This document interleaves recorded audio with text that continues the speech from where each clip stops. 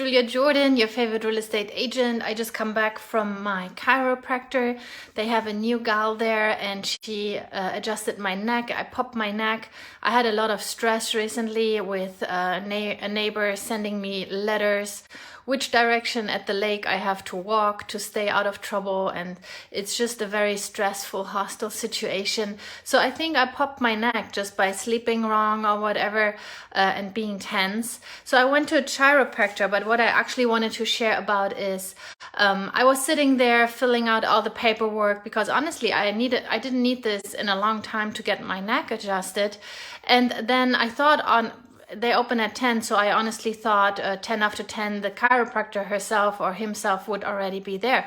But the chiropractor entered the practice and seemed very tense, just very stressed, and just acknowledged me with her eyes but would not say good morning or something. And I was like, oh, I hope this is not my chiropractor, because honestly, like, I'm not getting good vibes from this and I'm in pain. And it's a situation where you need to trust the person that is adjusting you, right? You relax and then they pop you in a direction where your body usually doesn't want to go. And it spoke to me regarding real estate.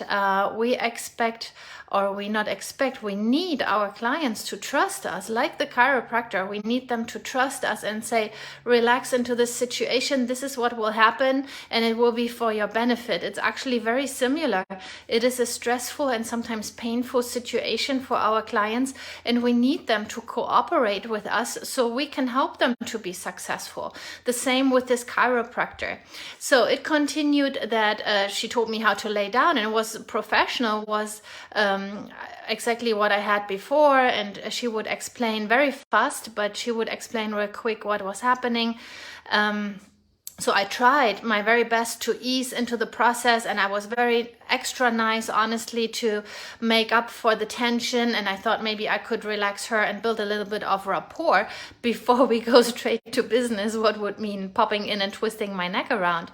And I told her if she could give me a little heads up before she pops my back in or my neck in, because it's always a little bit of a scary process for me.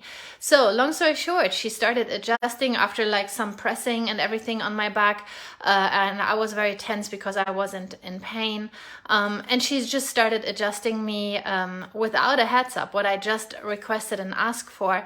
And driving home, I thought, is that not the thing that we let our clients know, you know what, we are facing appraisal, and this or this or this could be the outcome.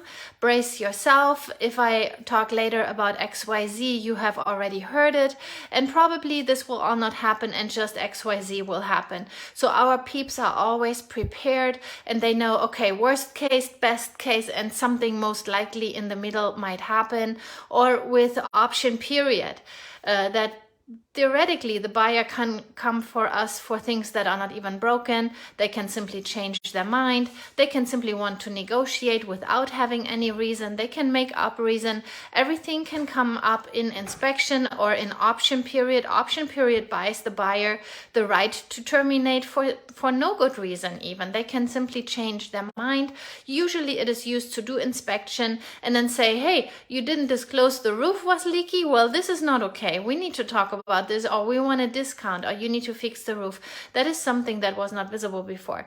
So my job is to educate, to have my people educate about what could happen, and hopefully will not happen, but theoretically what could happen. So in case that happens, they already have heard about it. It's not the first time that they hear about it, or we are doing major adjustments without any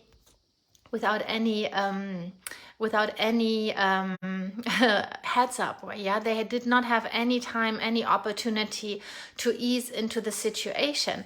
I'm a very powerful person, so I constantly watch my own words by not wanting to come across too pushy, while of course I know what would be the best way, but I am just the advisor. I just give advice. I do not call the shots in the end. The buyer or the seller, whoever is my client, in the end makes the decision and is also held responsible for whatever decision they make. Yeah. So the appointment went on with, she said, you will come back tomorrow. You will do 2-time icing a day. You will do stretches for your neck and lower back.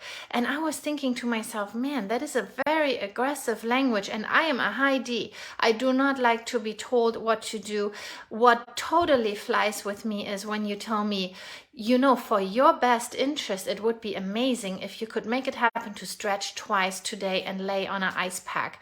That would just be so good for your body. And I would be all on board. Yeah, that would have made me sign up. So there are different personality types. Some, they are very slow, very careful. They need to see things on paper, in statistics.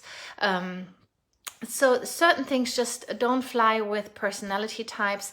And while I am a very strong, straightforward, outgoing person, I make quick decisions and I am not questioning them later.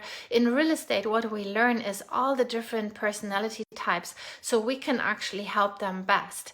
And when I encounter a situation where I'm actually on the receiving end, and sometimes I do not appreciate the customer service, or like today, I feel vulnerable, like probably my buyers and sellers feel vulnerable. They are selling or buying their highest price asset, their most expensive item, often of their lifetime, and I need them to trust me that I am on their team. I just try to make them a winner, but I need them to relax into the situation and try to follow my thought process so I can help them best. Exactly like the chiropractor, she did not have bad intentions for my back. She wanted me adjusted and pain-free and such, but just the way how she approached me was just a big turn off for me. So while I still think I feel better and my back got relaxed and we got all these cracks out, you know, when it cracks a lot and you're like, yeah, she did the right thing. So she did all the right thing and we got it taken care of, and I think I will be better now.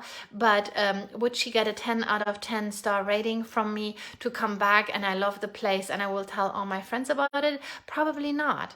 And that's just a pity, because it's just learning about personality types and how to handle all the different peeps.